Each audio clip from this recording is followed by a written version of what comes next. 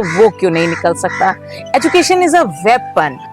चमकता रहा है, लेकिन यहाँ का जो सिस्टम रहा या क्या कहें व्यवस्था रही, उसमें बिजली को आने में बरसों लग गए। महादेव में थी तो इस शक्ति को गांव के प्रत्येक। आज हमारे साथ जो जुड़े हुए हैं ये डॉक्टर रेखा सिंह जी जुड़े हुए हैं और ये दिल्ली से महानगर में रहती हैं और इनका जो है हस्बैंड जी है वो दिल्ली विश्वविद्यालय का एक प्रतिष्ठित पद पे है, प्रोफेसर है और यह हमेशा कभी न कभी जो है महादेव मठ गांव आते रहती है। और आप जहाँ से आज हम आप लोग के बीच में पॉडकास्टिंग कर रहे हैं, ये महादेव मठ गांव के शिव प्रांगण है और इस गांव का नाम जो है महादेव शिव के नाम पे रखा गया है, महादेव मठ। तो स्वागत है मैम आपका। धन्यवाद अजीत। बहुत अच्छा लगा ये प्लेटफॉर्म पे आकर, क्योंकि इस महादेव मठ का गांव का जो परिवेश है जो हम कई वर्षों से देखते आ रहे हैं, उस परिवेश में जब बच्चों को आगे बढ़ता हुआ देखते हैं तो हार्दिक प्रसन्नता होती है। जहां मैंने जाना कि तुम एक पत्रकार हो तो जिज्ञासा और बढ़ी और फिर तुमने इस पॉडकास्ट के लिए मेरे को आमंत्रित किया, इसके लिए तहे दिल से शुक्रिया।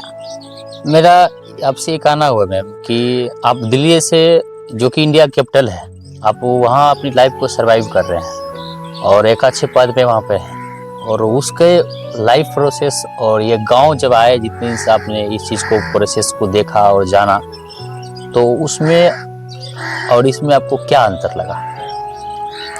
अजीत, जब हम दिल्ली जैसे महानगर में रहते हैं तो हमारी चुनौतियां बहुत होती हैं और उस चुनौतियों में जो वहाँ का परिवेश है वो भी भूमिका निभाता है।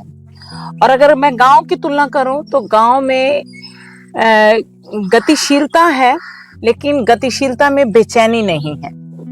महानगरों में गतिशीलता है और बेचैनी भी है। वो बेचैनी का किस वजह कर ऐसा हो रहा है? बेचैनी का कारण है कि काम ज्यादा होता है प्रत्येक क्षेत्र में, किसी एक क्षेत्र की बात नहीं करेंगे, और उस काम का जो स्ट्रेस लेवल है वो हर जगह अब हाई है, क्योंकि जैसे जैसे चीजें बदलती हैं, जैसे पैंडेमिक आया, कोरोना काल, तो हमने अपने आप को बंद कमरे से ही अपने व्यवसाय को, अपने कार्य को चलाया। अब हम वहां से अब एक नॉर्मल जीवन शैली में तो आ गए हैं, लेकिन उस जीवन शैली में हम इतने नॉर्मल नहीं हुए जितने पहले थे, क्योंकि अब हमारा जो काम है ऑफलाइन ऑनलाइन दोनों मोड पे, दोनों तरीके से चलते हैं, जिससे क्या है शारीरिक जो चीजें हैं वो कम हो गई हैं, मानसिक तनाव, स्ट्रेस, एंजाइटी ये सब ज्यादा हो गए हैं। लेकिन वो उसी के तुलना में अगर मैं गांव को देखती हूँ तो गांव में ये चीज नहीं है। उसका कारण है प्राकृतिक वातावरण। नेचर हमें बहुत कुछ देती है और उस नेचर की ऊर्जा इंसान के अंदर कहीं ना कहीं रूपांतरित जब होती है तो उसके कई अवसादों को मिटा देती है। लेकिन शहरों में ऐसा नहीं है। हम पॉल्यूशन की नगरी में सरवाइव कर रहे हैं, पॉल्यूशन में जाते हैं, घर में आते हैं, महज रूटीन से ही सब कुछ होता है और फिर अगले दिन उसी स्पीड में चलते चले जाते हैं। तो कहने का अभिप्राय ये है कि बड़ा शहर है, बड़े अवसर हैं, बड़ी चुनौतियां हैं, लेकिन उसका अपना एक स्थान है और गांव के परिवेश का अपना है।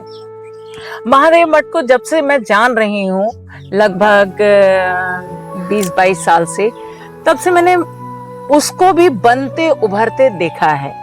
और यहाँ का जो ग्रोथ है, उस ग्रोथ में अगर मैं आज महसूस करूं तो हर क्षेत्र में यहाँ का बच्चा गया है। मेडिकल लाइन हो, प्रोफेसर है, यूपीएससी क्रैकर्स हैं, तो सब सरवाइव किए हैं। तो बड़ा अच्छा लगता है कि इस परिवर्तन में महादेव मठ के लोगों ने भी एक विकास किया और निरंतर विकास कर रहे हैं। जिस समय आप यहाँ पे आए थे तो उस समय की रोड की कनेक्टिविटी और अभी की कनेक्टिविटी में क्या डिफरेंट लगा आपको फर्स्ट टाइम जब आए थे आप? बिल्कुल बिल्कुल। तब तो ऐसा था, ट्रेन से उतरते थे और मीलों चलना पड़ता था। लगभग कितने किलोमीटर है ये? यहाँ से लगभग 2 किलोमीटर है। 2 किलोमीटर है। 2 किलोमीटर हम पैदल चलते थे और फिर अपने घर आते थे। लेकिन आज के टाइम में कनेक्टिविटी इतनी है, जिसे तुम लोग क्या बोलते हो? Battery auto. हाँ, टोटो। बैटरी ऑटोज हैं जो हर 5-10 मिनट पे मिलते हैं। तो ये सबसे बड़ी यहाँ की क्रांति है कि एक तो रोड, इस गांव को रोड ने टच किया, और दूसरी व्यवस्था है बिजली की। मेरे को लगता है कि ये वो अंतिम गांव है जहां बीते 5 साल पहले ही बिजली आई है। अदरवाइज पूरा देश बिजली से चमकता रहा है, लेकिन यहाँ का जो सिस्टम रहा, या क्या कहें, व्यवस्था रही, उसमें बिजली को आने में बरसों लग गए। देखिए मैम, यहाँ पे जो है चूंकि ये कोसी का एरिया है और बिहार के शोक नदी जो है कोसी कहा जाता है। जब कोसी अपनी विकराल रूप पर रहती है तो काफी जान माल की क्षति भी होती है यहाँ बिहार पे। और बहुत सारा ऐसा परिवार है कि किसी का फैमिली हो, बच्चे लोग, यहाँ पे बहुत सारा लाइफ को जो है डिफिकल्ट हो जाता है उस वे में जिस टाइम में यहाँ पे बाढ़ आता है। तो कोसी के गोद में एक तरह समाया हुआ है इस गाँव में। कभी भी किसी भी तरह से प्रॉब्लम क्रिएट हो जाता है यहाँ पे। उस चीज को आप कैसे देखते हैं? बहुत अच्छी बात पूछी है अजीत आपने। जिस कोसी शोक नदी जरूर है, लेकिन उस शोक नदी में उपजाऊपन भी है, और उस चुनौतियों को ये गांव वाले बड़े ही सहज ढंग से लेते हैं, और शायद यही इनकी सहजता है इनके विकास करने का।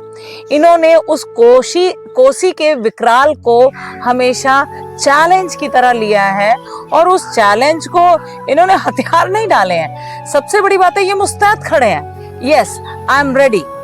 तो ये जो रेडी एटीट्यूड है, ये कहीं ना कहीं गांव की प्रगति का एक बहुत बड़ा हिस्सा है, और यही कारण है कोसी इनके विकास में बाधा नहीं पड़ी है, क्योंकि सहजता से वो उसका हिस्सा है, और हिस्सा के तहत वो उसके लिए तैयार रहते हैं।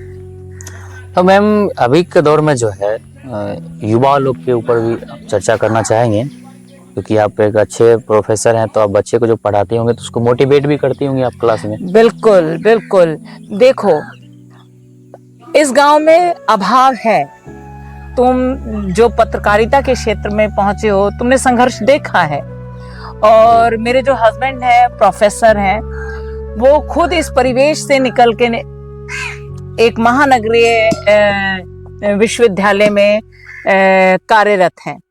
तो यहाँ से निकलना चुनौतीपूर्ण तो है, असंभव नहीं है।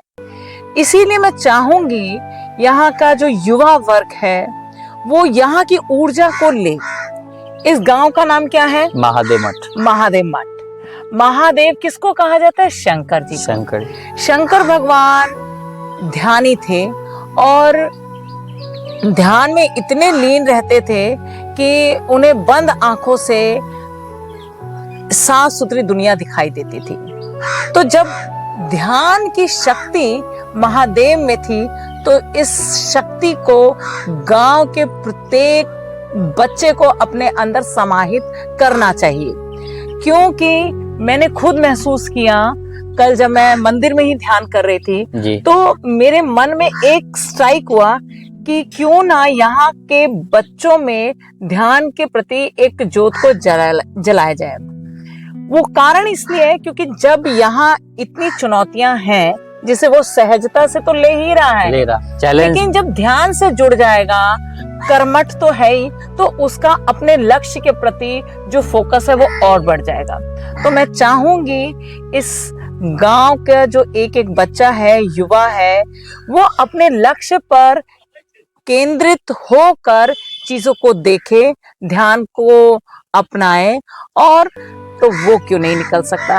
एजुकेशन इज अ वेपन, और ये जहां वो खड़ा रहेगा इस वेपन को पहचानेगा तो उसने अपनी गति को बढ़ाना ही बढ़ाना है, आगे बढ़ना ही बढ़ना है। आज के दौर में जो है मैम युवा लोग जो है अच्छा खासा पढ़ने में, इस गांव के लोग बहुत भोले भाले होते हैं और वो बहुत प्यार से पेश आते हैं। ये लोग बहुत मेहनती होते हैं और एक एक चीज को बहुत करीब से देखते हैं और समझते हैं, उसके बाद स्ट्रगल भी करते हैं। तो जब उस कड़ी में पढ़ाई भी करते हैं और पढ़ाई करते करते किसी टाइम में क्या होता है, उनके पास कुछ प्रॉब्लम क्रिएट हो जाता है जिस कारण वो अपने कामों से डिमोटिवेट हो जाते हैं, मतलब अपने कामों से रास्ते से भटक जाते हैं। तो वो युवा लोग कैसे अपने आप को जो है मोटिवेट रखे और पढ़ाई के प्रति कॉन्सेंट्रेट होकर के सक्सेस हो सके? देखो, हर एक की जिंदगी में ना अप एंड डाउन आता है, चाहे वो नौकरी कर रहा हो, चाहे वो जॉब कर रहा हो, और यहाँ का जो परिवार है वो इतना शिक्षित नहीं है कि बच्चे को शिक्षा के प्रति जागरूक करे जी। तो जो बच्चों के अंदर जो अप एंड डाउन होता है ना, उसको डील करना आना चाहिए सकारात्मक रूप से, क्योंकि जब वो डील करेगा ना तो वो कई जगह निराश भी होगा, और उस निराशा के लिए उसको क्या करना है, उसको आध्यात्मिक तो है ही पूरा गांव, है ना, वो तो है, अध्यात्म से तो जुड़ा ही है, मंदिर से जुड़े हुए हैं। बिल्कुल बिल्कुल जी।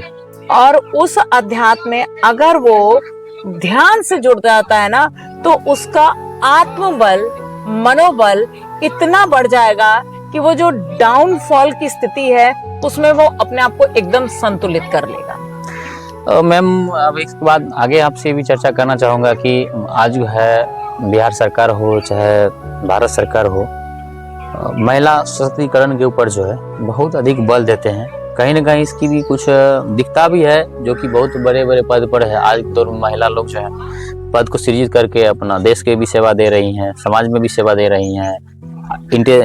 मतलब क्या, नासा हो चाहे विभिन्न दुनिया में विभिन्न देशों में इंडियन महिला जाके वहां पे अपना सेवा दे रही हैं। तो महिला के बारे में आप क्या सोच रखते हैं इस गांव के बारे में? मैं महादेव मठ की बात कर रही हूँ, तो मैंने नजदीक से इस गांव की महिलाओं को भी उभरते देखा है जी।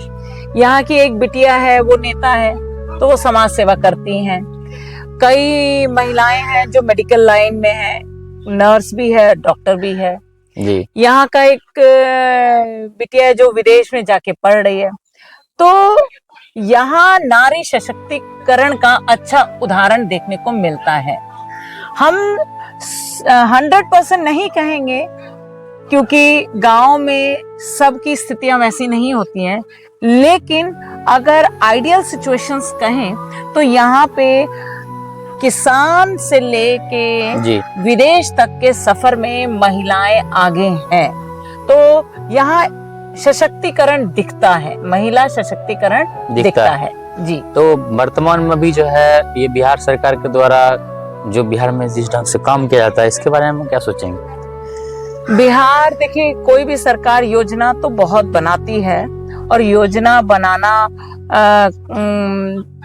उसका प्रथम बिंदु है जी। लेकिन जब योजना बनाने के बाद वो इम्प्लीमेंट नहीं हो रहा ना, तो वो है पे पहुंच दिखना चाहिए। बिल्कुल। जैसे एजुकेशन सिस्टम में देखें तो उसने बहुत अच्छे परिवर्तन किए हैं। रेवोल्यूशन, यस, ऐसा रेवोल्यूशन है जहां पढ़ाई होना ही बंद हो गई थी, नाम मात्र की थी।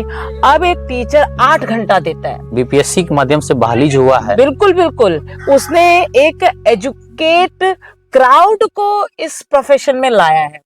लेकिन क्राउड तो ले आया है जी, बच्चे तो वही हैं जो अनएजुकेटेड पेरेंट्स हैं, तो पेरेंट बच्चों को भेजता नहीं है। ये भी बहुत बड़ा चैलेंज है। बिल्कुल, बच्चे को भेजता नहीं है। अब बीपीएससी के थ्रू टीचर तो अपॉइंटेड है, एजुकेटेड टीचर है, लेकिन जब बच्चा ही नहीं होगा तो वो पढ़ाएगा क्या?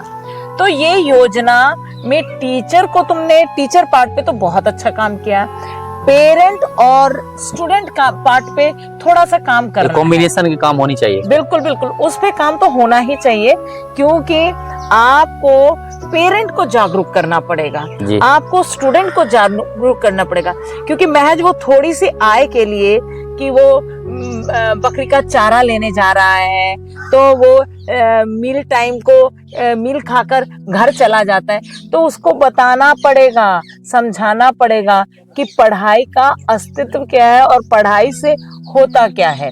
कहीं न कहीं इसमें भी कुछ पेरेंट का भी जिम्मेदारी होती है कि उनको भी इस बिल्कुल, चीज को ध्यान रखना होगा कि बिल्कुल।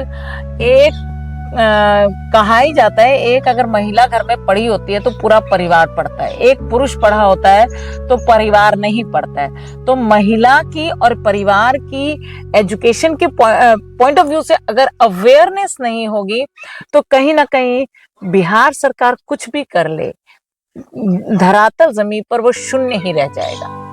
कहीं न कहीं इसमें जो है एक टीचर और पेरेंट और स्टूडेंट, ये तीनों का कॉम्बिनेशन होगा तभी बिहार ग्रोथ कर सकता है एजुकेशन के क्षेत्र में। बिल्कुल, अवेयरनेस नहीं आएगी, बच्चा नहीं आएगा तो टीचर किसको पढ़ाएगा?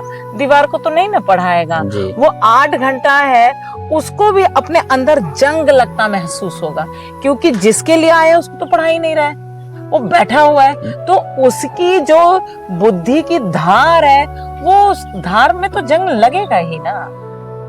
तो लास्ट में मेरा सवाल आपसे ये भी है कि अभी के दौर में जो है बच्चे लोग मोस्टली जो है बच्चे लोग जो है फोन पे अधिक लगा रहता है, छोटे छोटे बच्चे, जो कि ये बहुत बड़ा मेजर प्रॉब्लम है। हाँ। और इसको कैसे करके बच्चे को कम से कम यूज करना चाहिए, और उसके बाद बच्चे जो भी देख रहे हैं इस वीडियो को, जो भी पेरेंट लोग देख रहे हैं, तो उनके लिए क्या एक संदेश दीजिएगा आप?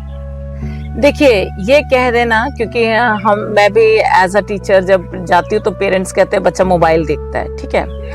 अगर आपका अनुशासन घर में नहीं रह पा रहा एज अ पेरेंट, तो आप कैसे उम्मीद करते हैं कि बाहर वो अनुशासित रह पाएगा?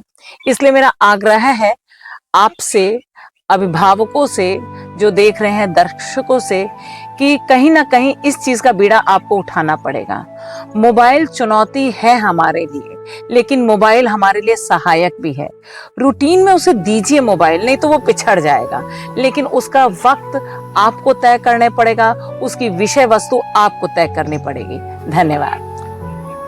इस वीडियो के बारे में आप क्या सोचते हैं? आगे आप कमेंट करके, फॉलो करके जरूर जवाब दें। बहुत बहुत धन्यवाद मैम, आपने अपने बहुमूल्य टाइम दिया है।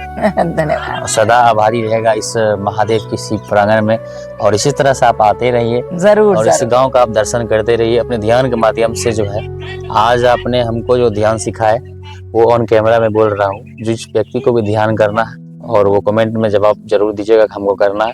और ध्यान में वो पावर है कि जो चीज आप जो चाहेंगे, तो आगे एपिसोड में हम लोग की कोशिश करेंगे, नेक्स्ट जो हम मिलेंगे ध्यान के ऊपर एक बड़ा एपिसोड रखा जाए। बिल्कुल बिल्कुल। तो जय हिंद, जय भारत।